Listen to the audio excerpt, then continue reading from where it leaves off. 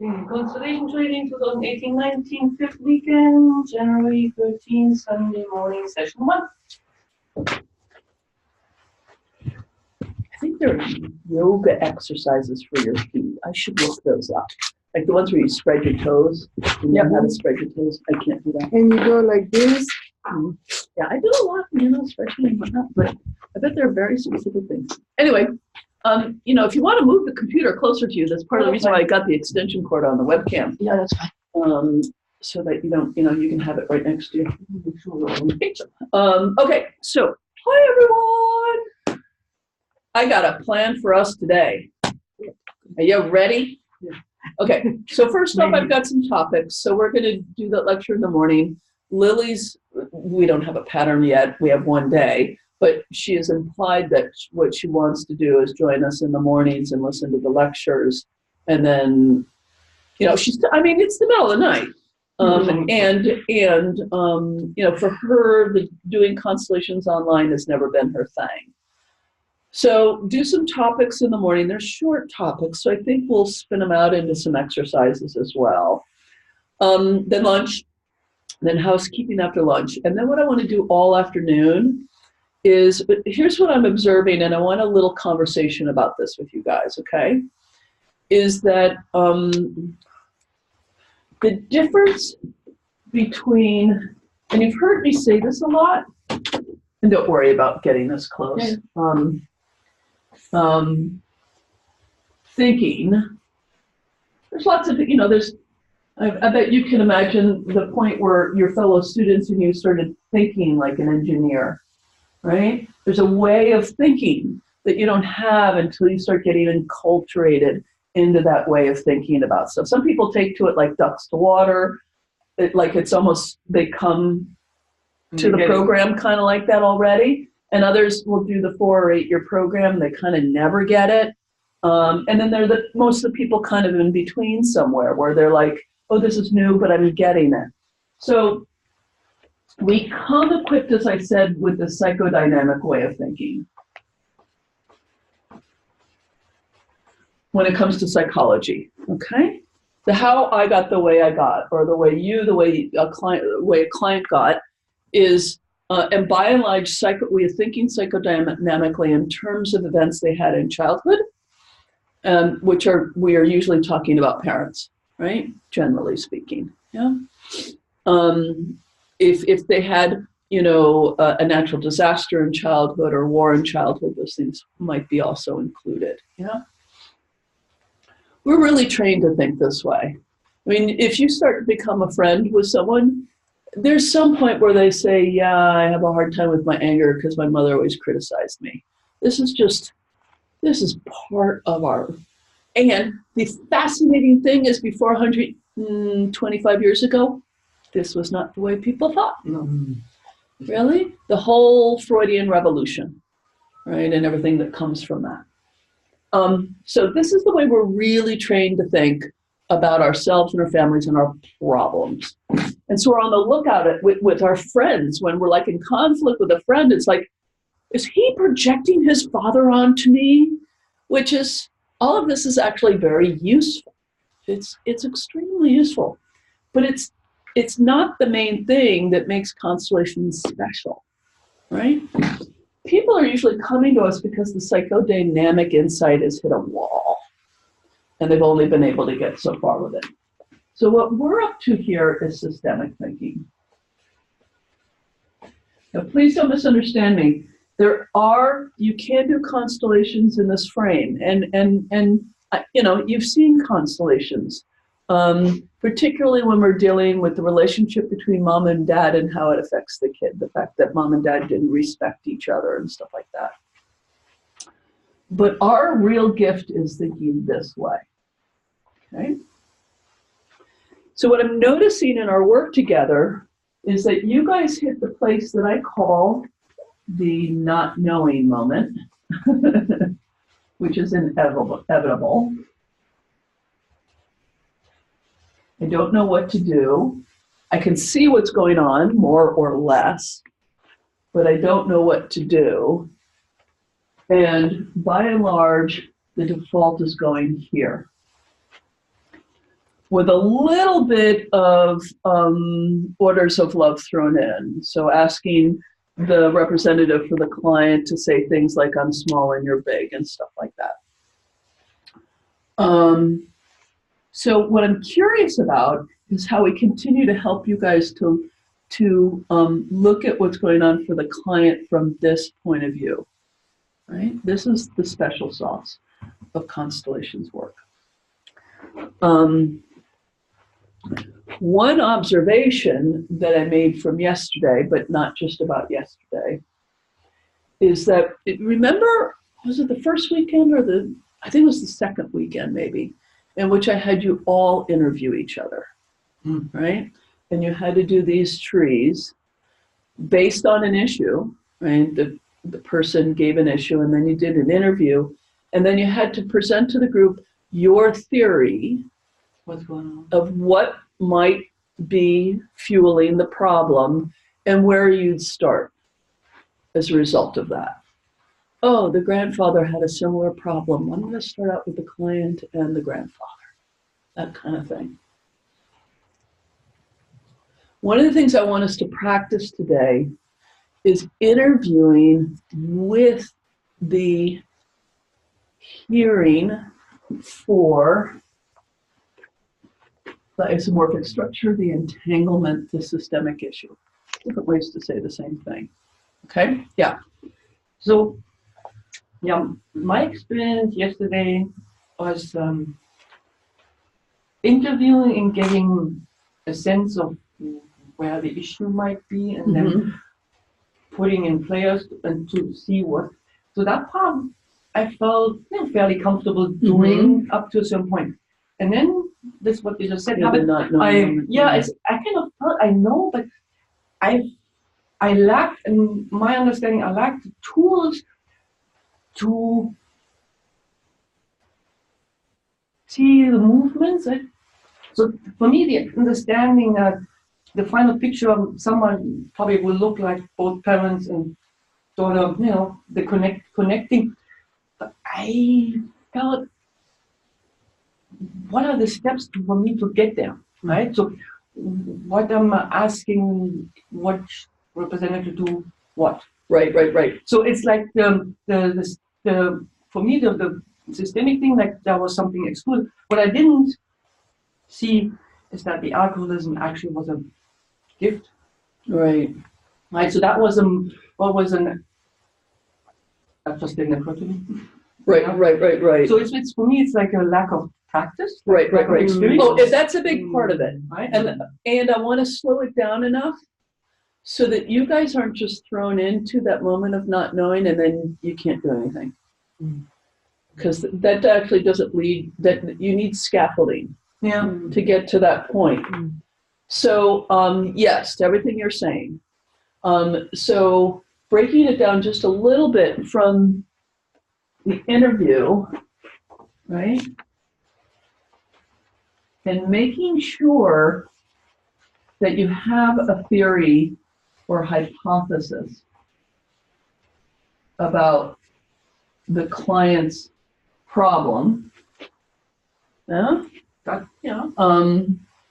And that you're putting in the representatives that would explore that theory or hypothesis. I think the steps after that are the well, and here's my question from yesterday, because we got parents yesterday, is how much of this theory or hypothesis is based on a psychodynamic theory and how much of it is based on a systemic theory?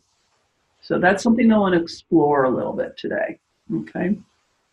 So that's one thing. And making sure that the systemic inquiry has taken place somewhere in the interview and not just the psychodynamic one.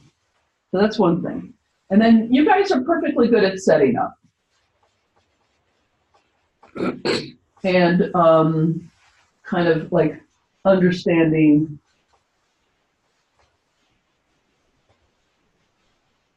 what you have. Okay. Which, by the way, may not be enough, right? Be willing to say, oh, I don't have the representatives I need, or I need to stop and get more information from the interview, or I I just don't have perspective. One of the things I've been doing the last few days is when I've been seeing people really seated, inviting them in. By the way, if it was the other way around, if you were really in a lot, some people's proclivity is always kind of be fussing with the representatives. I might say, just have a sit and look at it from a distance. Okay? And understanding what you have. And then there's kind of there's this not knowing moment, and there's kind of two versions of this. To be really simplistic about this. One is, it's that moment where you have to let the field show you something, right? So the question is, how? What do you do to help that happen? Or it may just mean more info needed, right? It's not knowing because you literally don't know, right? In some sense, there's no difference between these two because they have the same solution. It's some combination of slowing down, looking, observing, and trying things.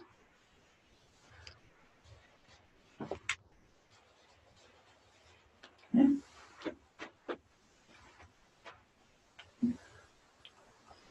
And then what we've got here, when you try things, you're going to get feedback. So I think a big part of what you're saying, Katerina, is how do I read the feedback in a way that tells me what to do next, right? So I propose a sentence to a representative, and they go, no, right? Well, you've seen me model several different things, right? You've seen me model, we'll try it anyway. You've seen me model, forget about it, scrap it. You've seen me model, can you fix it, right? Is it sort of close? Can you make it better? Yeah. Or try saying it and let me know exactly how it's wrong. That kind of thing. For me, what I notice is that when I'm in the not knowing moment, Yeah. I go to the frozen. Right.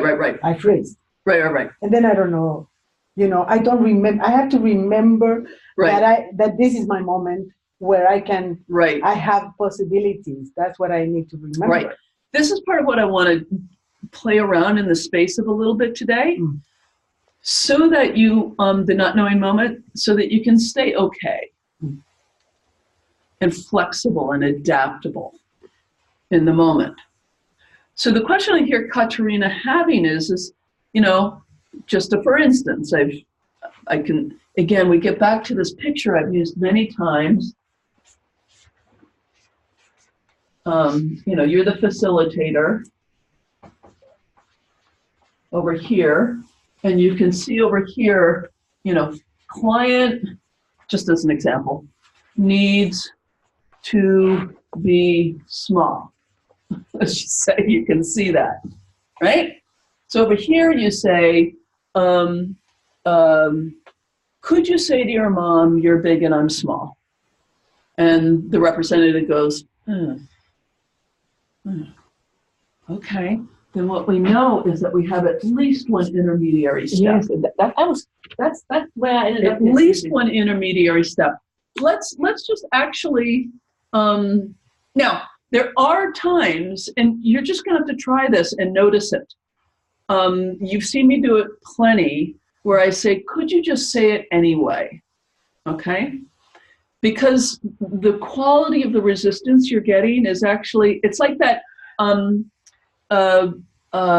where someone says, I don't see her, and you say to them, can you say, I don't see her, which means I don't want to see her, which means I don't want to see her. It's like you're realizing that resistance is an over assertion that if you can say the opposite, it will let go.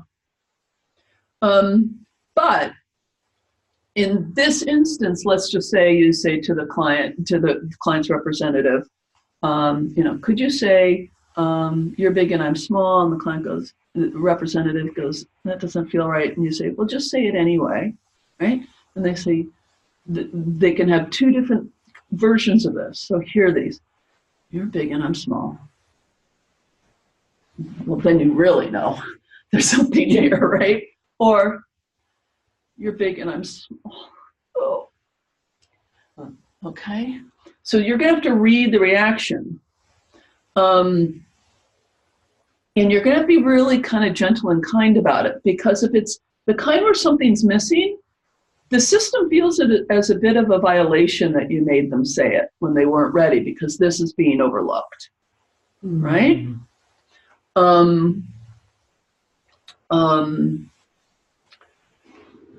It's totally recoverable if you go back and include the thing, or you do something literal, which you've seen me say, which is take it back, don't even worry. I didn't ask you to say that, right?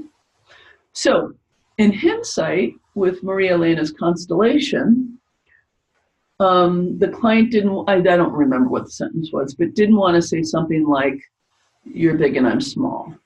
Okay.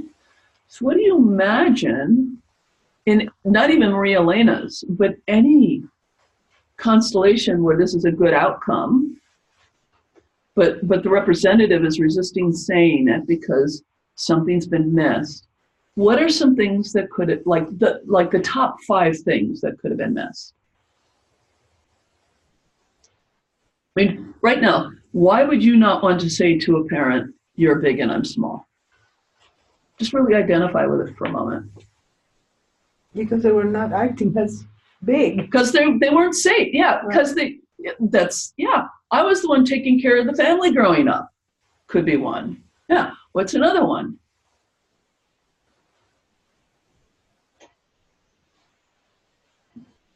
Frightened of being... Frightened of them. Are you crazy admitting I'm small in front of these dangerous people? Are you lunatic? Right? What's another one? We're just, yeah. And this is the thought process you kind of want to be in. Like, we're just speaking hypothetically right now, but in a constellation, it's not hypothetical. What has actually shown up? In Maria Elena's, it was a chaotic, slightly crazy environment, right? I mean, that we just have that data handy already by the time that point comes along. So what might we ask the representative to say in the middle that would be really, really... Sometimes, remember, healing sentences are just putting things on the record that haven't been said. So what's an example of what we might ask the representative say instead of, you're big and I'm small, because they're not ready for that, given some of the examples we've got here. I can't be small. Oh, no. No, I can't be small at this moment. Yeah, that might be it. Yeah. Oh, and it might even be something like, it was dangerous to be small in this family. Right? But I really wanted to be. Now you're on the way. Okay. Right? Right? So basically, more focusing on what is rather than what wants to be. Right. Be. Yeah. I mean, we do understand you're facilitators. You have some sense. But what is fairly useful, if you had a constellation with someone and all you got to was, it wasn't safe to be small in this family, but I would have liked to have been, that could be the whole constellation and you would have done good. Right? Just to acknowledge that and include this. Right? Right? That may be, yeah. We need to be, the focus on resolutions is actually in many ways a very unhelpful one. Yeah. Not only because of this, it makes us sort of run through some mini resolutions on the way that are actually very important, but it does put us in the dangerous spot of like, from these 10 resolutions, we think you should have this one, and it turns out it's actually this one. Maybe it's not being small and big, maybe it's knowing you belong. Mm-hmm. Or maybe it's a transgression that remember the orders of love, maybe a transgression needs to be acknowledged. Yeah? Or maybe some balance of giving and taking. Or maybe it's just honoring what is, which is basically what that move is. It wasn't safe to be small in this family, but it really would have liked to have been. And then if the parents are changed enough, they can say something like, yes, we would have wished that for you as well, for us to be safe for you. And we were not. Yeah?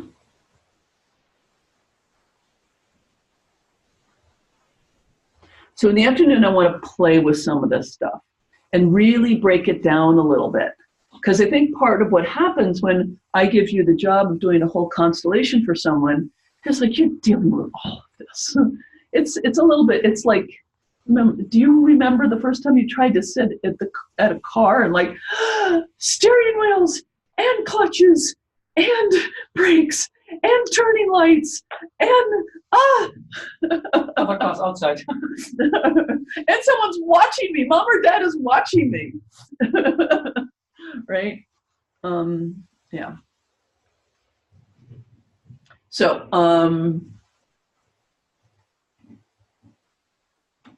and I can't give you an answer for this because sometimes what you need is to slow down for yourself, take care of yourself. Sometimes what you need is to observe more closely. Sometimes I just want to say, try something and see what happens. Sometimes you need to really direct the representative. Sometimes you need to take your hands off a bit. Sometimes you need to inquire more with the representative. Sometimes you need to stop the representatives from talking so much, right? Right? Now, all of these quote unquote errors are not errors as long as you're in feedback format. Like, oh, I'm letting the representative talk a lot here and the energy of this constellation is just going down the drain. Or, oh my God, that representative over there, I haven't asked what they're experiencing in about 20 minutes, right? Awareness. And just being willing to take feedback. Wow, that representative just got cranky with me. I just got cranky with them, right? It's all just information and you can adapt as you go along. And in some ways you need to be able to give yourself a chance to sit down and be with it a little bit. Or if you're sitting down and being really separate and it's really not, you're not getting anything, then you need to get in there and just, so what is going on over here kind of thing. And just feel it a little bit. So my question for you guys is, what in here would also be helpful for you? Because I have some thoughts about doing a little bit of interview practice and making sure you're really starting with a theory or a systemic theory or hypothesis. About the other idea I had was like kind of doing group facilitation. I'm not sure how this would be like a new experiment.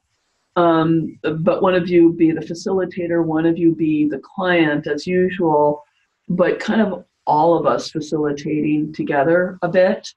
And we would need someone willing to be a client who's like really fine if no good comes of it. And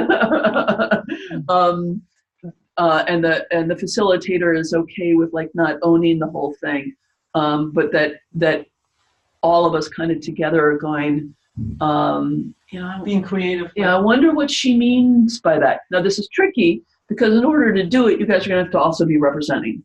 So we might have to like put in, like have you step off and put in things for the roles and blah, blah, blah, blah, so that we can just Sounds fun though. just try it a little bit. I remember when we got together as a group We did this. and we did this. We Yeah. did this because We all had some ideas and nobody Yeah. minded. and I remember that I was representing and I could not do something because I was not ready. There was something missing. Remember? Yeah. There was something missing and I was saying I can't move on. Like we can't close this because there's something Yeah. missing. I remember. You know? Yeah. And it was good actually. Yeah. Okay, good. So we'll do that more mucking around after lunch. Okay? Sound good? Good. And if in the meantime you think of specific things like where you get stuck or what confuses you, I really want some feedback so that I can maybe devise some exercises that would really help us drill down into those. I think what would be helpful to me, looking at yesterday's constellation, focusing on once you start the interview, you did the setup, the first dynamic started happening, and then you get to this place where there is some ideas, but what am I doing now, right? To move this on, to train, to focus on what is happening right now, like, because I noticed we easily go to this thing where there's the resolution probably, how do I get there, right? So which means for me, I'm lacking the skill to examine what is happening in front of me and to how do I acknowledge that? How do I make... So how about this also? This is an also. Again, the topics this morning are brief. I think I can go through them really fast. We're into topics now that are not like this. They're a little more chunk size. And I actually facilitate a constellation, and to the degree that I can, I annotate everything. Yeah. And you guys get to interrupt me at any point to say, what are you thinking? What made you do that? Because when I observe you, it looks magical. It's like so easy, and I understanding, and I said, but when how do I do that? I mean, can I make a suggestion? Like, when you're facilitating a constellation here today, rather than you doing and then explaining, would it be an idea to, before you do something, ask everyone, like, what would you do right now? Well, that was what I was thinking basically for the afternoon. Okay. We would be kind of group facilitating. Okay. So when we do the annotated one in the morning, and then we'll do kind of the group one, 2, 3, whatever, in the afternoon. And they'll just be messy as messy can be. Yeah. Okay. That's okay. Good. Because that's... I'm sorry. I'm getting very excited about this because that's what I need. I need to give myself permission to be okay with the not knowing and the messy and the, I don't want to be afraid of it. And this is why very frequently, Jeff has heard me do this a million times. This is why I know it's hard, but to the degree that you can come to my constellations in Berkeley, almost every constellation, I role model a moment where I say, I don't know what's going on here. I remember that moment. Yeah, I remember that moment when we had 2, I don't even remember the constellations anymore, but we had 2, the last one. And one of them kind of was a by the booker, pretty straightforward. And the other one, I spent 20 minutes going, I don't have to give the money back. I got no idea what's going on here. And it only really came together about 50% by the end. Okay? So, and you have to be okay with that. You really have to be okay with that. Yes, Jeff had a comment. I'm sort of okay with not knowing what's going on. I guess where I'm getting hung up is when you try something. I just don't feel like I got a bag of tricks to try. Yes. Jeff, you have a really big bag of tricks because you've watched a gabillion constellations. And more of it is internalized for you than for these 2, because he's really seen a lot of constellations. I mean, let's just but I'm watching you do something. I don't know if you're coming from a place of knowing or, hey, I'll just try this out and see what happens. Well, it's not quite, I'll try anything. I'm having a reason for trying that thing, right? I'm not, let's bring in the brother. What the heck? I mean, you can do that, but that's pretty inefficient. you do want to stop and have enough of a reason. Let's just do a little list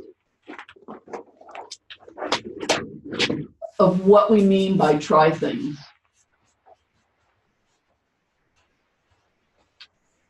Just come up with a list of a few.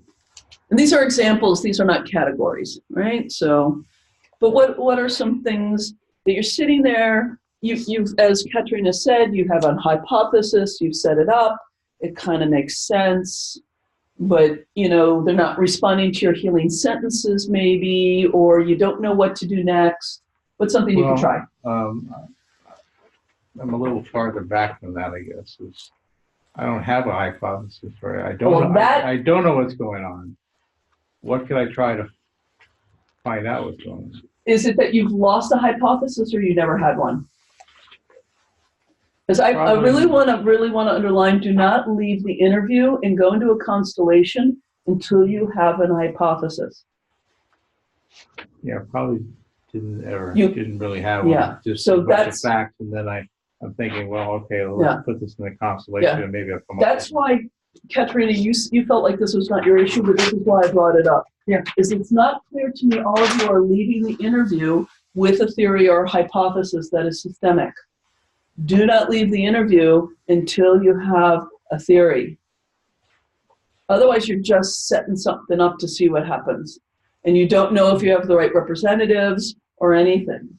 So, you know, I mean, you can use that question. I'm so glad Alexandra remembered that question that I sometimes do the fast track, which is there anybody in your family who had a problem like this? Or if not exactly your problem, like metaphorically, like if you have a hard time showing up in life or really being yourself, or is there somebody who maybe died from showing up, right? Because our theory is that we get entangled with the more literal version of what we're dealing with today. Right?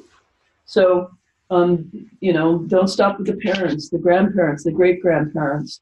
You're experienced enough to know when you have something that has some weight or power in it, or betrayals, tragic deaths, et cetera, et cetera. Remember the list of things you're on the lookout in the interview, right? You might pull that piece of paper out again. Okay, so you want to make sure that you have a hypothesis before you dive into the constellation. But we can lose the hypothesis. We get to a point where either we've kind of gone blank or it's clear we're on the wrong track, right? This does happen, right? So given all that, any of those things, what are things you can try?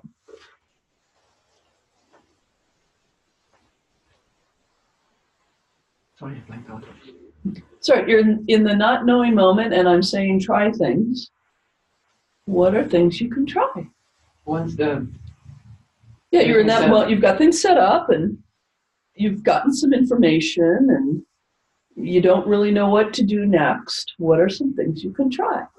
Or maybe you've tried a couple of things and the representative said, I really don't want to do that, or I don't want to say that. What do I do now? Yeah. What are some things you can try? So here's can I do a magic? I need a wand. I magically release performance anxiety or having to say the right thing. No, I'm not afraid to say the wrong thing. It's more like, well, I can ask representatives to look at each other, or you know, like ask them to, if they want to make a movement, what would that be?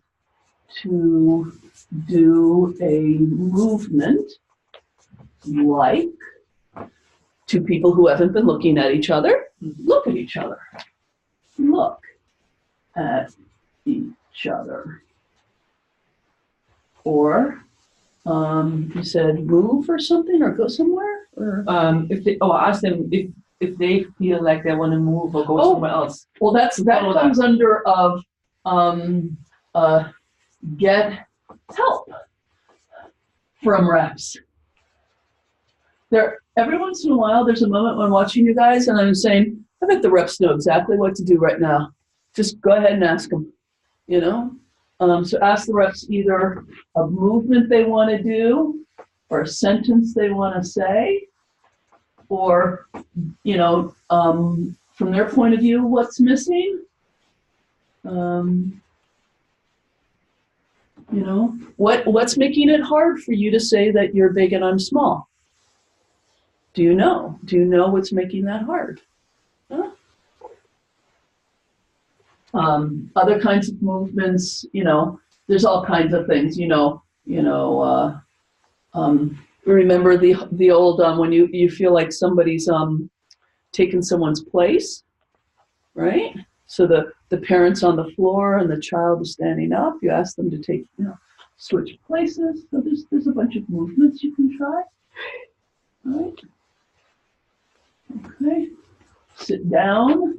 You saw one moment yesterday when the representative, I could tell, we made a shift over here with mom and dad that was pretty clear for the system. It was a good one. But the client was like, all the change was hitting her. And she was completely destabilized, right? And I just said, why don't you go ahead and sit down? And that felt better to her. Yeah? Are you okay? Yeah. What's going on? Dealing with some family stuff. Oh, I'm sorry. Yeah. Oh. Processing all the time, so I'm trying to check out. Sorry. That's all right. What else can you try?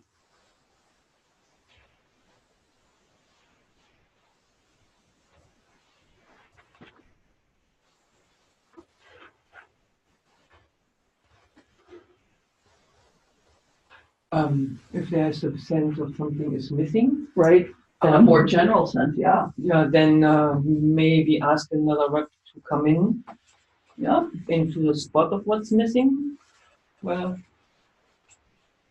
and also the other thing, remember, this is something I think is a really good go-to when you're stuck, okay? Like if you don't do anything else, do this. Remember the interview and client issue. One of the things we do have a tendency to do once we're in kind of the thick of a constellation is forget that the client asked to be able to find a boyfriend. Right? We're not trying to heal everything, right? So we're just, their ability to connect and find a boyfriend. So if you can, the client issue, but also the interview, very frequently, what I will find is when I'm stuck, and I'm like, what the hell is going on? Oh no, what the hell? And then I'll remember that she rather casually mentioned the death of a brother. And all of a sudden I go, I wonder if we should include the brother. Right? And it's something I can, and I might double check it. Yeah, that seems worth trying. Yeah, that seems worth trying. And bring in that brother. But I can't do that if I don't slow down and just say, what did I learn in the interview? With client issue. Oh. Yeah, I remember. Her mom was previously married and he died young. Oh, we need to bring in the first husband. And I'm saying it that way, but what I really mean is let's try bringing in the first husband and see. Right? Now, I have learned to you all have different barometers. I have learned to trust when I sit down and slow down, if an idea comes through, that it's at least worth trying. Okay. Okay? About 4 times out of 5 is exactly what was needed. That's what you're talking about in terms of intuition all the times, Jeff, right? I don't think of it as intuition. It's just my own Geiger for what I haven't included that was important about the information that I have handy. But if, she mentioned Poland a couple of times. I wonder if that's important. So, and again, I need to be open to the fact that I remembered the brother and I brought it in, and it not being thing. That's why we mean try things. You don't stop taking information in and going, oh, That's it. that route didn't work. Good to know. Yeah. So this is, if you're really, really stuck, please, this is like, if you're like, what are things I can do every time? Okay. Slow down and remember the interview and the client issue. And when I do that, sometimes that's when I'll go, oh, I realize I don't, to use your example from yesterday, Jeff, I don't know what she means by fragile. I didn't ask about that. So I might say, y'all, hold on. I need to ask the client something. Right? Okay? So that's also a good moment for you to realize, there's maybe some information that I skipped over in the interview. I thought I knew what it meant. Or, they said, everyone died in Poland very briefly, and I treated it like unimportant information. There's a way. People would just sort of briefly go, yeah, when I was 18, I was raped, and then I got married when I was 19, and we'll just, because we're all complicit and like we're not going to even talk about that and just missing it, right? Okay. So these are some of the things. Yeah, these are things you can try. You can,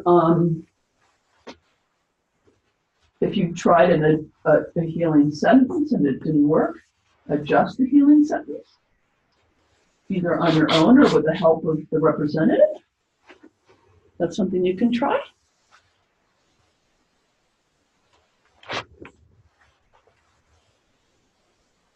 Remember, I'm going to come back to the second one, getting help from the reps. Even though representatives often need a fair bit of management, I mean, you've got a really good situation here. These are really skilled representatives you've gotten here. So you mostly don't have any management issues, really, right? So when you're really stuck, for God's sakes, ask the representatives. What are you experiencing? How are you seeing this? And I will give you one of my Hail Marys. I've got a bunch of Hail Marys. This is the sentence. Everybody, to all the representatives, what is the next healing movement?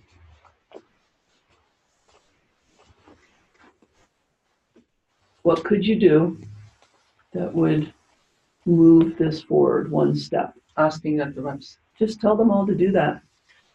It's interesting. Then you're really inviting them into a collaboration. One of the things that constellations get very caught in is representatives really getting attached, understandably, to communicating the difficulty or suffering or problem. Yeah? And then it becomes all your responsibility to figure out what would be a good healing movement, right? And in extreme cases, representatives can actually resist useful movements, which is, unfortunate.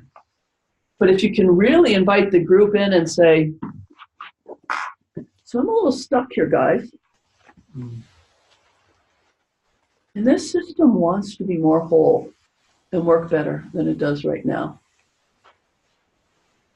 So just take your time. What would be the next healing movement for your role? And where might that be? Yeah? If they have that available. This is in the same category, if you remember the discussion on primary and secondary emotions. Of, representatives tend to come from all these secondary emotions, saying what's underneath that. Actually, I should have pointed it out yesterday. Alexandra is really good at that. She has a way of communicating all of the secondary stuff. I don't want to, and then she goes, wait a second. What's useful? Yeah. She does this little, okay, what would be more useful for that? And she finds the truth underneath it, that she finds the primary feeling. She's a very interesting representative. If you don't expect kind of representing out there. But you can help people do that. You know, you can say, okay, you've told me how much you blame that one. Got it. What's underneath that? What's really underneath that? Because if all you're working with is secondary emotions, you've got almost nothing. Yeah. It's just reaction. You're just now in reiteration. You're just repeating the past, and that's no use to anybody. Okay, so what I want to do is I want to do our little topics for this morning, okay? And then I will do an annotated constellation, okay? So our topics for this morning are, I can go through them pretty quickly. One of the things I promised, I'm sorry, Jeff, I don't know if you need them. Just make sure that whoever sees this can read what's on the thing, on the thing.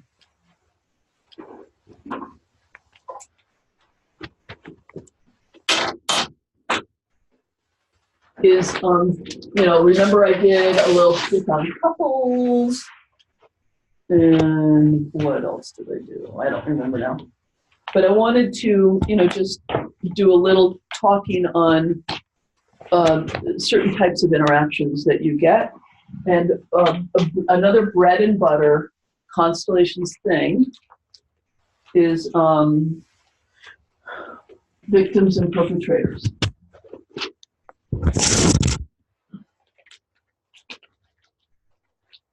Nazis and Jews, raper and rapist, victims and perpetrators. They just show up over and over and over and over again. Yeah. Slaveholders and the enslaved, right? So what happens is that when we have victims and we have a victim perpetrator situation is an extremely strong field. I mentioned that about addiction yesterday. It's a strong field when, in some way it isn't addressed in some way. And in our culture, it's pretty rare that it gets addressed well, right? Whether because it was so overwhelming, like in the context of war crimes, or because our criminal justice system is about punishment and not about integration and honoring, right? I'll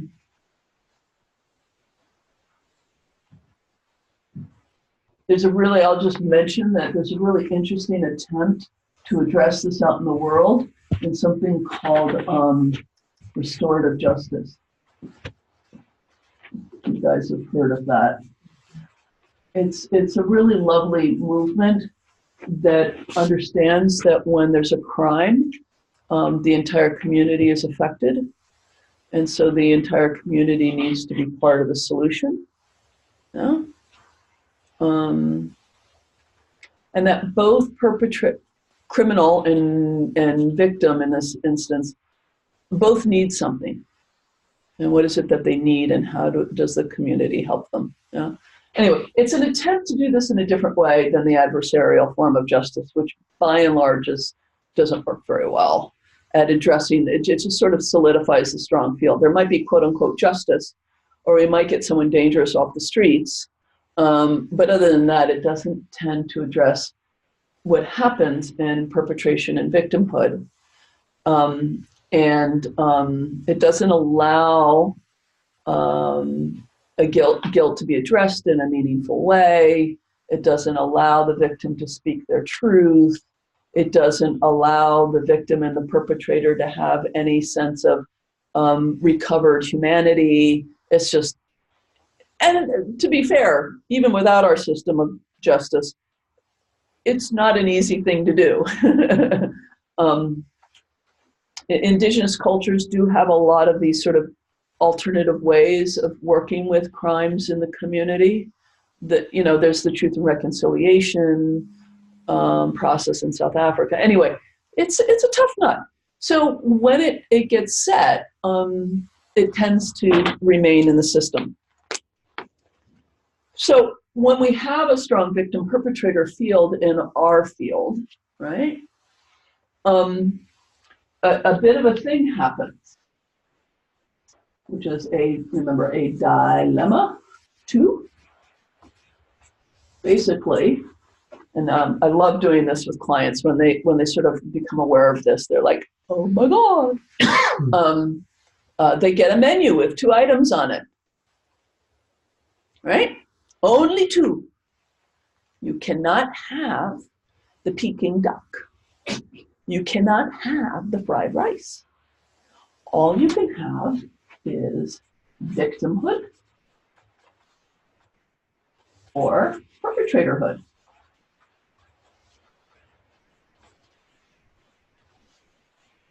That's what you get. Which would you like?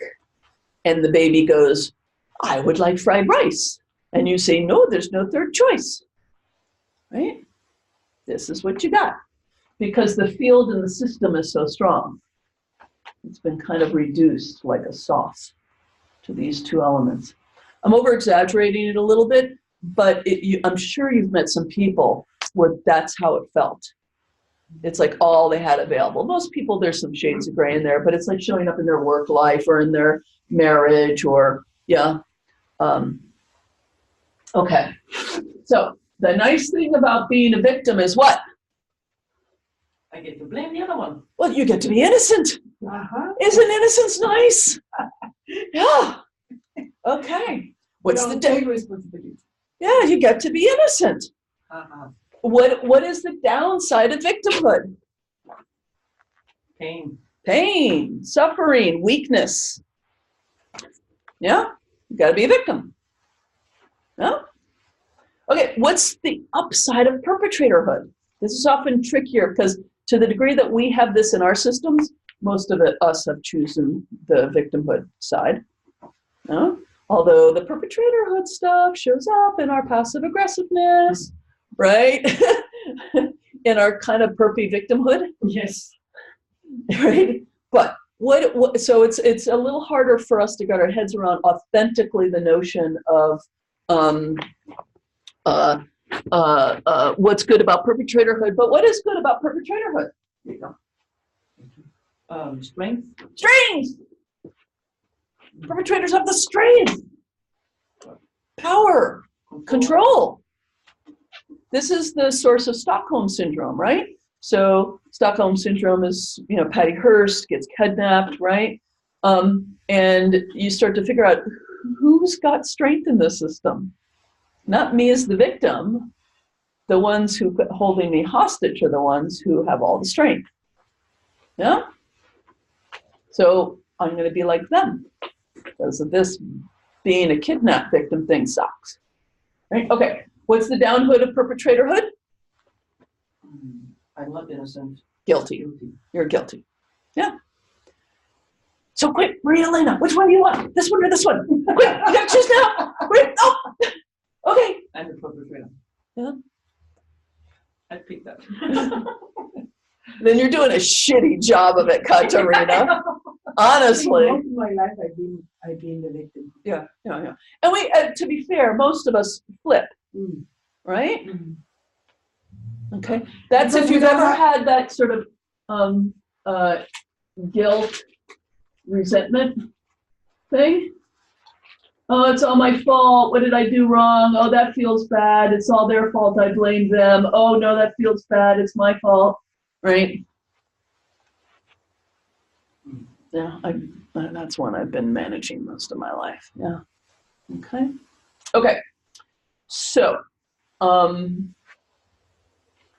so even if you're interviewing someone or you're having a longer relationship with a client and, they've had a row of bosses who have been mean to them or they keep on getting feedback from boyfriends that they're not very nice to their boyfriends or whatever, any of this stuff is showing up, then even, and then you hear a story of like, oh, you're European Jewish or whatever it is, this is something you can just like deliver up, right?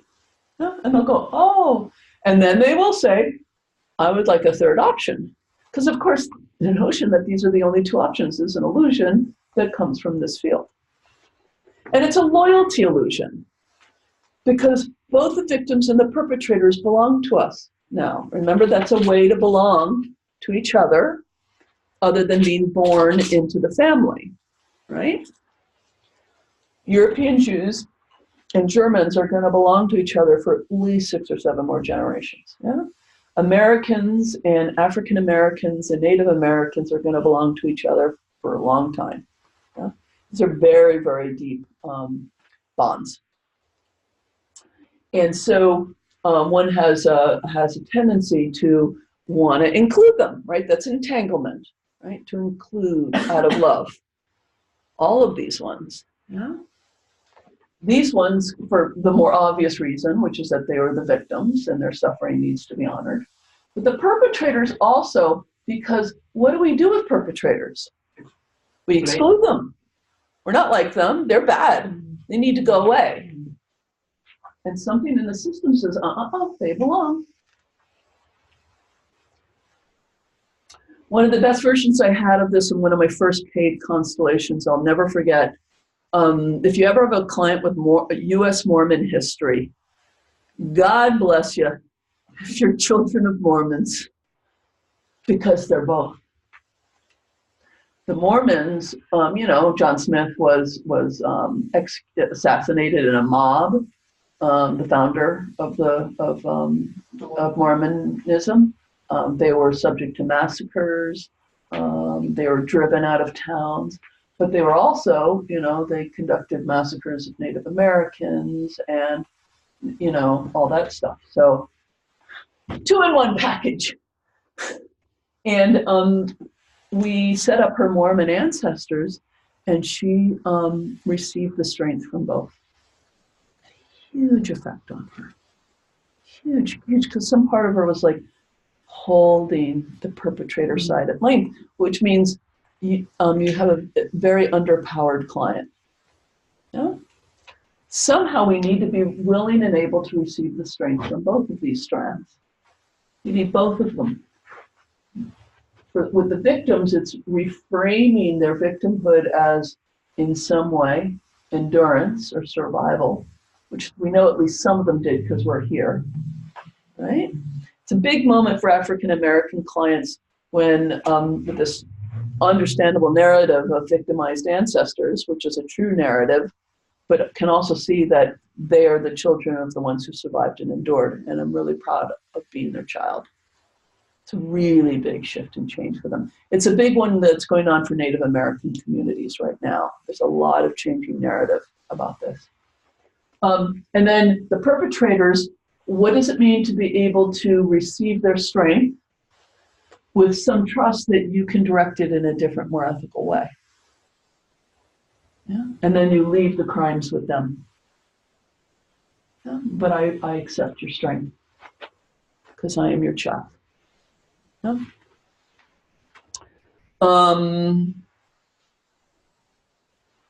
Most of our clients are going to over-identify with victimhood, and a tricky bit of being in relationship with them can be a way in which you can see their perpetratorness, but they disavow it, and they have a really hard time taking responsibility for it. So it's just one of the tricky bits of working with this sometimes. You can see like their buried rage that they're not really, or the passive aggressiveness or stuff like that. I did the couples talk with you before because I wanted you to see that dynamic first, because there's a way in which this is like a couples dynamic. And in fact, a lot of couples are this dynamic, right? But in the sense of the process of whatever crime took place reduced the dignity of both parties, right? Victims, again, in the obvious way, but also the perpetrators now got identified just as perpetrators. right? This in many ways is what Kat struggles with, right? How do I get to step into my true weight and dignity as a German woman in the light of these crimes? Yeah. Do I even dare, right? So both get their dignity reduced, and the process that you want to engage in with them is to recover the dignity of both parties,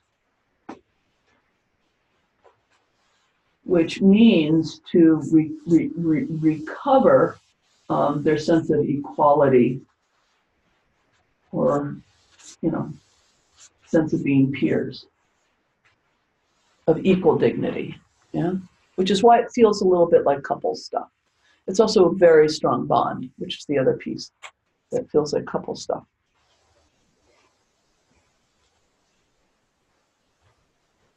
So the process to this varies a little bit from person to person, but there's usually some pieces, obviously. Taking responsibility is a big one, right? And I'm going to just play act some of this stuff. Civility. And then another one is seen and being seen.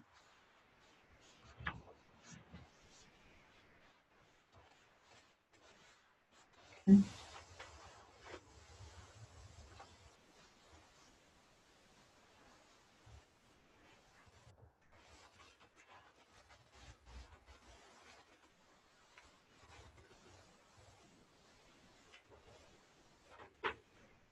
So I want to role play just a little bit.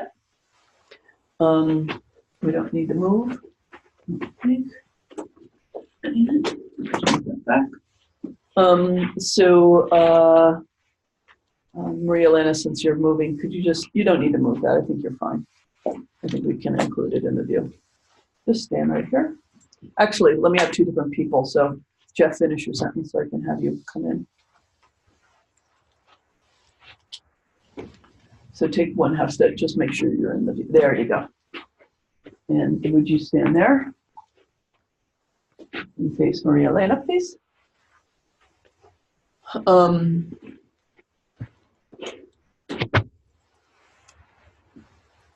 Just this way. There you go. There you go. Okay, so victim, perpetrator. Okay. So, and this is the place where I often need to reiterate something you've heard me say. You haven't had to do it again with these representatives. But this is where people start to get into play acting, and you need to get people to say things simply, with no drama. No, that sort of thing, right? Right? So would you please just say to that one, what you did to me cannot be undone. What you did to me cannot be undone. You said, what I did to you cannot be undone. What I did to you cannot be undone. How does that feel to the two of you to have that exchange?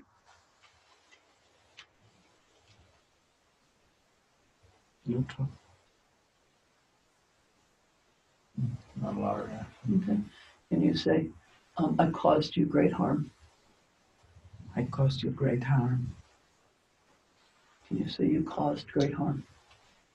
You caused great harm.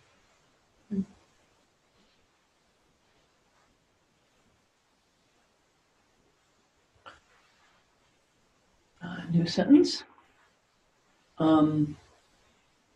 Before I did not see you, but now I see you. Before I did not see you, but now I see you. Good to be seen. It's good to be seen. How's that?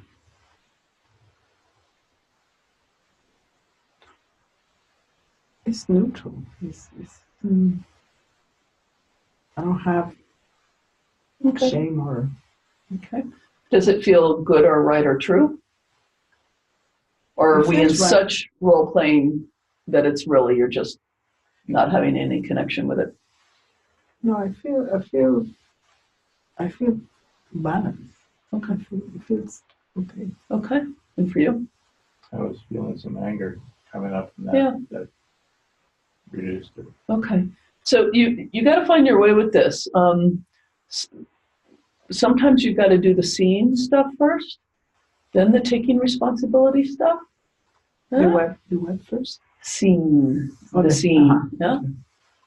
And obviously this is absent any particular crime, right?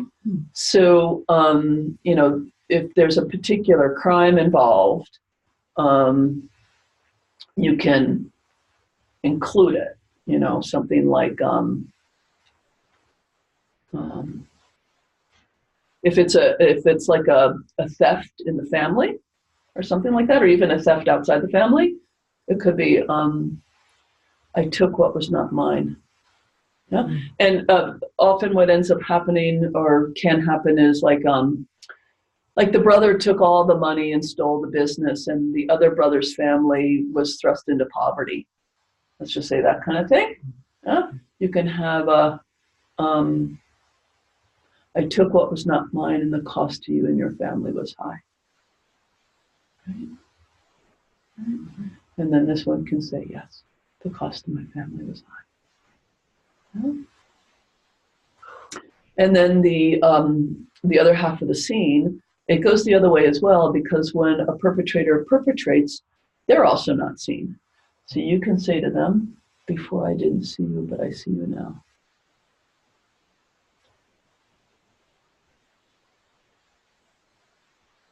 We'll assume a little work happened here, and you're ready to do that.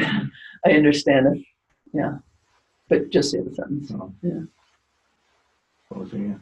Before I didn't see you, but I see you now. Before I didn't see you, but I see you now. And can you say it's good to be seen? It's good to be seen. Yeah. Now, I got hesitation, to the other conversation we had this morning, I had a hesitation from that one, right? There was something,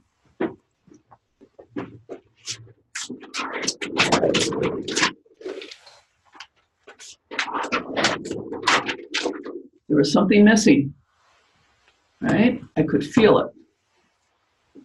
I was just trying to process. I mean, to my way of thinking, the perpetrator does not see the other one. It's actually the other. It almost has to. They almost have to not see him to do what they do. Right. Where going the other way doesn't really. It does, though. And seeing covers all kinds of things. I mean, clearly, to perpetrate, one has to, in a sense, conceal one's true self. Right? One can't be one's true self. Yeah, one cannot participate in one's full humanity. So the result is not being fully seen. Yeah? So we could shape it to before I couldn't see you, and now I do. Yeah. But this is really key. So I'm going to push a little bit on this. If we end up with you believe as a facilitator only this one wasn't seen, and it doesn't matter how much this one is seen, you're playing into the client's system, which has got them caught. Yeah. This is a place where we've got to be really scrupulous about our judgments. Yeah. Now, it's a funny balancing act.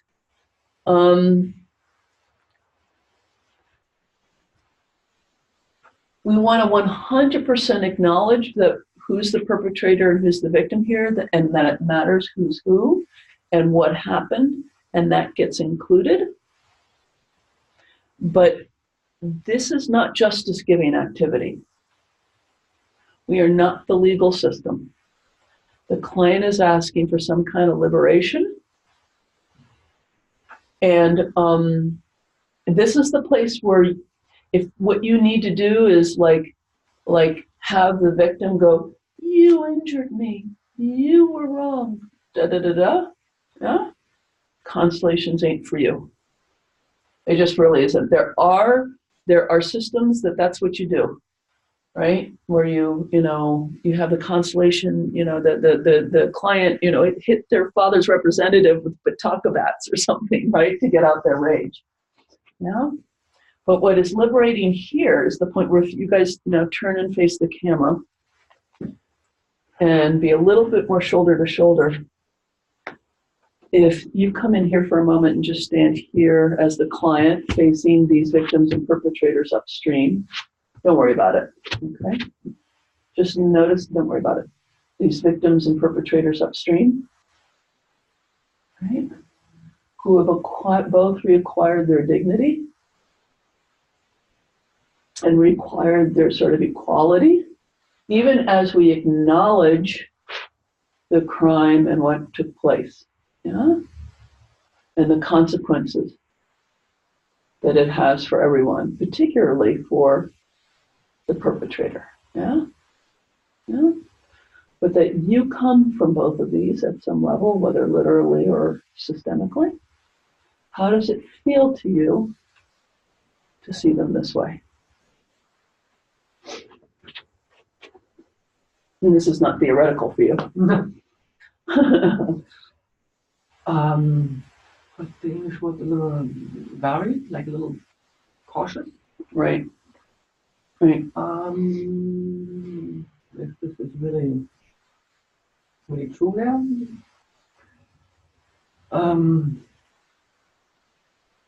Otherwise it feels complete, or Yeah. to have them next to each other. Right. And same strength and same. Use this sentence. I would much prefer to come from two peoples of equal dignity. I would much prefer to come from two people of equal dignity. Yeah. Now, sometimes we got to keep working this out. Sometimes, this is a nice idea. It feels really good to have it like this, but, and he's still a little, all that stuff. Maybe that's as far as this constellation can go. But the ultimate is to be able to have the client acknowledge exactly how this was and to be able to receive strength from both of them. Yeah. So I honor your fates. I honor your fates. They were very difficult. They were very difficult. You were injured. You were injured. You were an injurer. And you were an injurer. But I leave your fates with you. And I leave your fates with you. Thank you for my life. Thank you for my life. Yeah. And now you turn around and face your life. Right? Yeah, like this. Okay?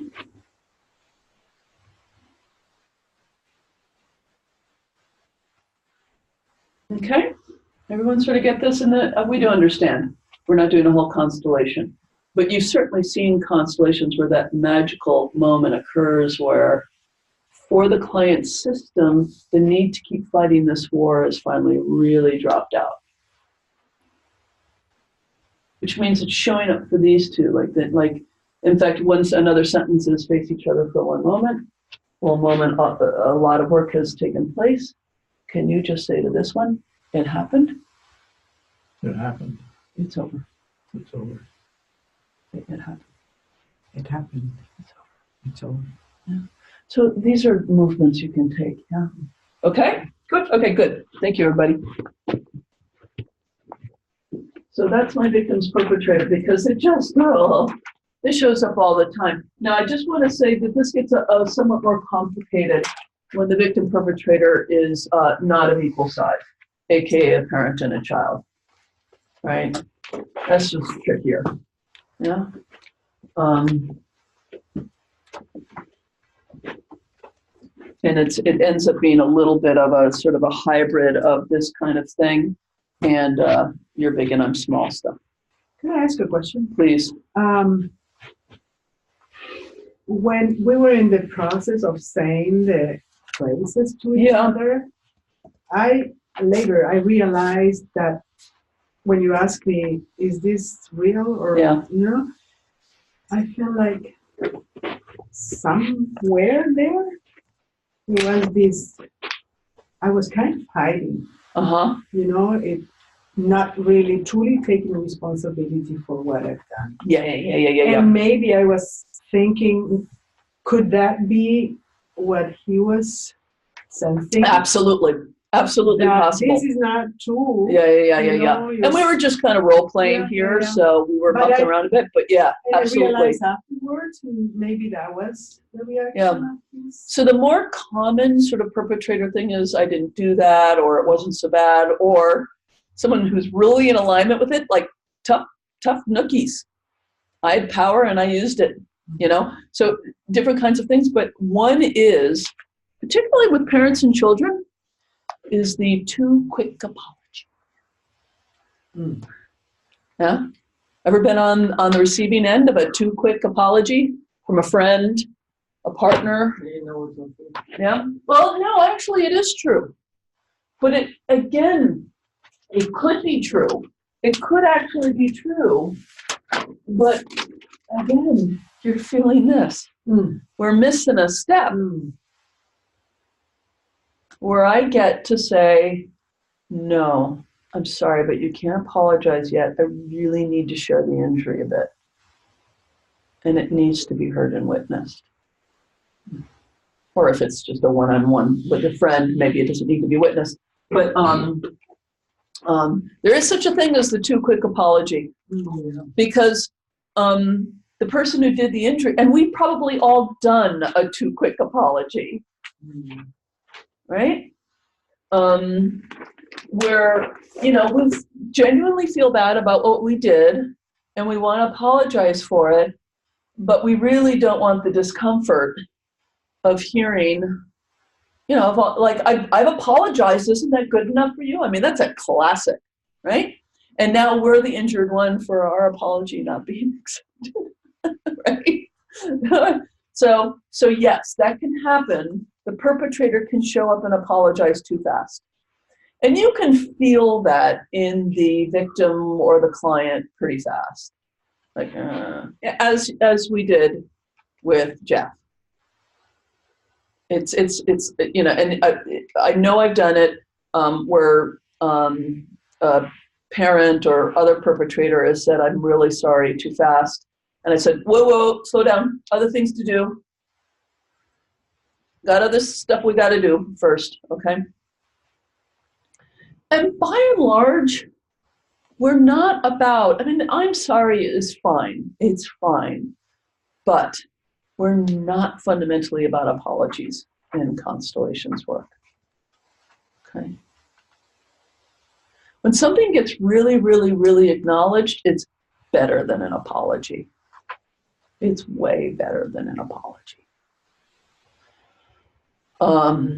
Because the acknowledgement means we've really been seen. And then there's some chance for genuine restoration of relationship, if that's in the cards, right?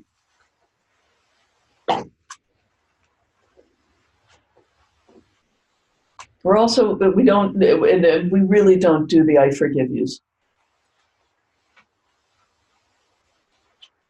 Everyone understand why we don't do I forgive yous? I forgive you. It's done from up here to down there. To forgive someone is from a position of greater stature.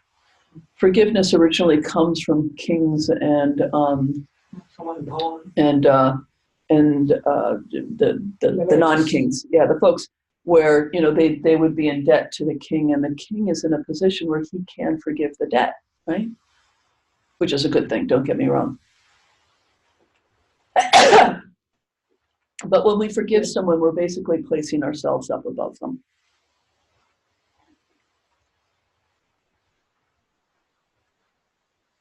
We actually want something more like reconciliation, which is this peer thing again.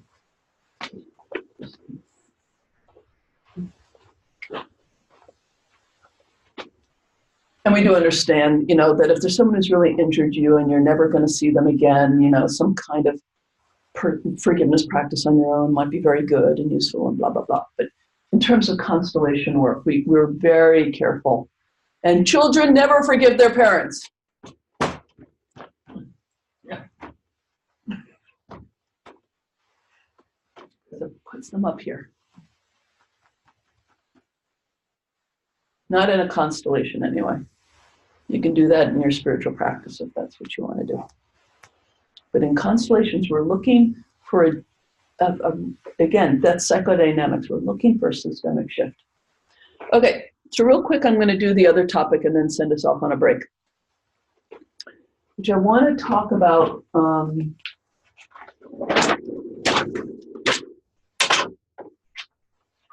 what I call transpersonal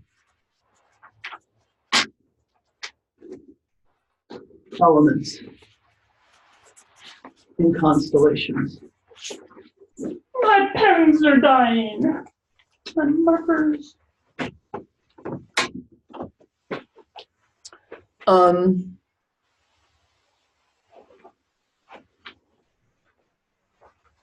So these are things like soul,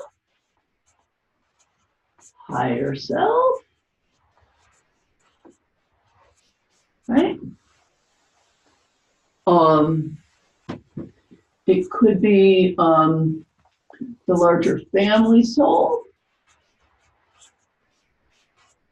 and all kinds of religious roles. Angels, God, Jesus. I did an astonishing constellation about 6 months ago with a guy whose family had been a very ancient form of Persian Christian. Yeah, and the founder in legend or in reality in history is Mar Thoma, St. Thomas. And I brought in St. Thomas. I have to say that was quite a brilliant constellation. The client had a lot of, as all of us do, ambivalence about his family and his family roots and where he came from and what they were like. And when he really felt and connected with this St. Thomas, who was so clean, I mean, the person who got to represent St. Thomas was so lucky because it just was a lovely representation. She blessing everybody, and it was great. and it sort of just really recovered something in a really beautiful way. So when it comes to religious roles, by and large, what you want to do is work within the the culture of the client culture belief system. So this is a place where you need to be willing to work outside of your zone of comfort and get a little bit aware of, given, if they're Muslim or Hindu or New Agey or, Catholic or whatever. And sometimes it's their belief system you're working with, and sometimes it's the belief system of their ancestors, even if it's not one that they hold now, but might be relevant to their systemics. Yeah. So, especially with Roman Catholic clients, or clients with and Judaism big, with these sort of ancient traditional sort of traditions that really inform a lot of who they are. And a lot of, if I'm dealing with Irish clients, there's so much damage that the church has done. It's just jaw-dropping that the Irish are even here today in some ways, given the incredible violations of the church against the Irish. And yet there's also this heartfelt belief of Mary and the saints. And so sometimes including some of these elements so that, the violations can kind of be acknowledged and seen for what they are, but also there are these other elements that have been how do you own a history while you're saying, fuck the church, when your mothers loved Mary for generations, right? Puts you in conflict with something in your ancestry in a very deep way. Yeah. It might be appropriate to bring in Mary. It might. Sometimes, like when we're dealing with again, Ireland, it could be, pre-Christian kinds of stuff to the degree that we understand it. Bring in druids or, nature elements. I've been known to bring in Yggdrasil, the world tree, when it seemed, I was dealing with someone who was recovering some deep pagan roots as part of who they are. This is where it can get very creative. And again, I'm a bit of a, cross religion buff, so I often know about stuff, and I'll obviously do it with a whole lot of respect. Even when you bring a representative in for the Roman Catholic Church, because it's going to show up as a perpetrator in the family system, you just got to be really respectful. Got to be Jeff. It just, because this is very weighty stuff. Members may have become priests for generations. These were big commitments. Under what circumstances do I bring these in? Okay, so you haven't done a lot of that. You haven't seen that in each other's constellations much. When do I bring these in? So first is obviously when issue demands. Either because the issue is a spiritual issue, or it just keeps showing up in the interview.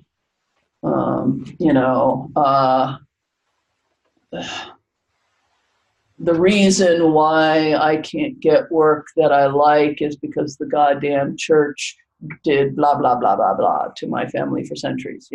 If something keeps showing up in the way the interview is unfolding. Okay. So that's just kind of explicit. Yeah.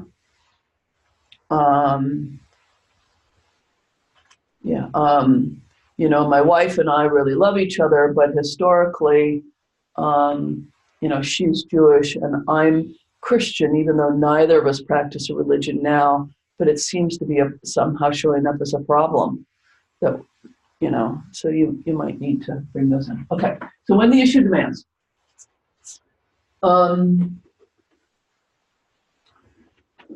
when no matter what you do, and again, that's a gray area, things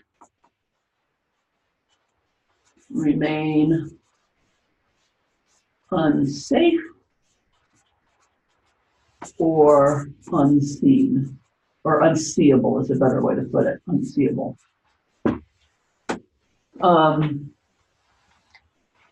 Basically, this is the moment where I'm needing more help, or the family system is needing more help.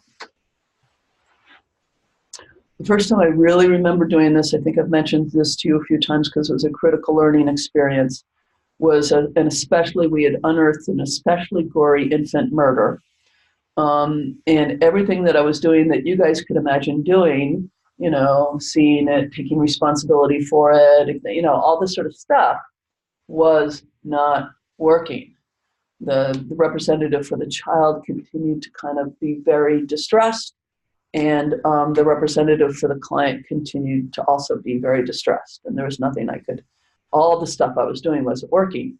So I finally just threw up my hands and I brought in 9 people and I said, you are that aspect of the family soul that can see this event because this family can't.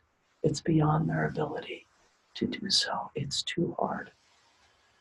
And so I defined them as the ones who could see it. So they stood there and they're like, we see this. Yeah?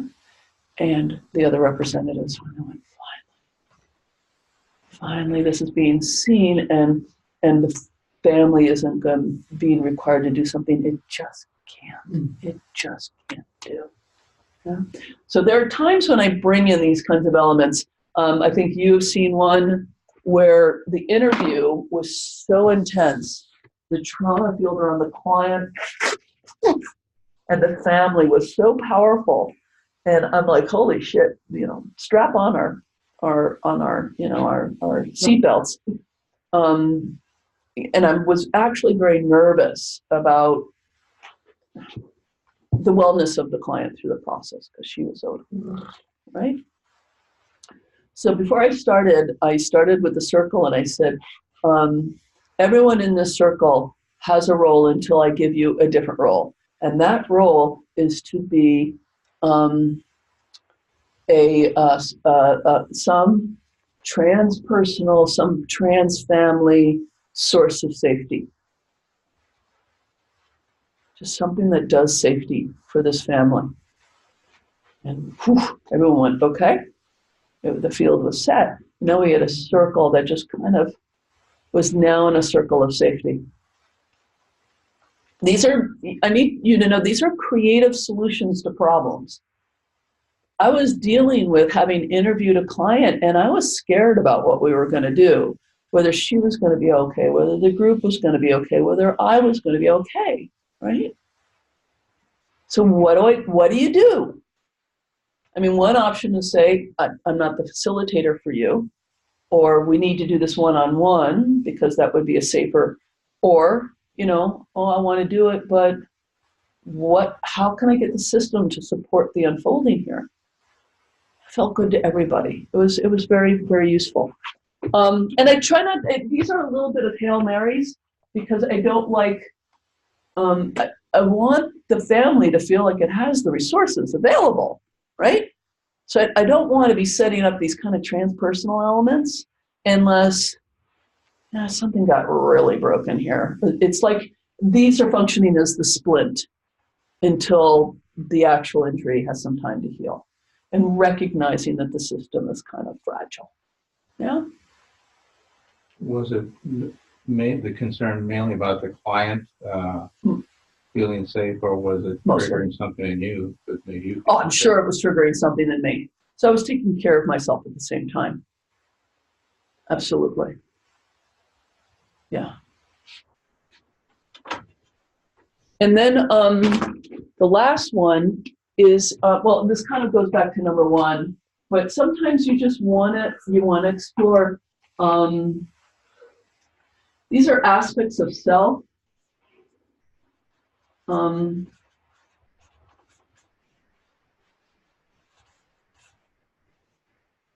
mean, people will come in with things like, I want to know my purpose in life, right? Or, is that number 3? Yeah, oh, sorry. Aspects of, like I want to know my purpose in life. Or, I'm doing this work right now, but I'm not sure if it's in alignment with my soul. Or sometimes it's useful to bring in the higher self theoretically is that aspect of the self who has some elevation and can kind of see what's going on with some perspective. And that can sometimes just be useful in a constellation, right? Mm-hmm. And you can do whole constellations that are transpersonal elements in the same way you can do all the constellations that are structural, right? But I want to include this in your toolkit a little bit so that these are things you can bring in. Yeah? And again, I don't want to do these, if I can address the systemics within the actual elements of the family system, that's better, right? We don't want to do what's called the white light bypass. Oh, you're having a hard time in life. Let's give you an angel. There, all better. Right? Right? Right? So you sat and talked about, your fragility in the morning and and I set you up with 5 angels. All better, right? We haven't addressed any of the systemics that was actually fueling it, right? So be careful of the bypassing, is all I can say. Yeah. Okay. But they can be really, really useful. Okay, so 15-minute break until 10 of.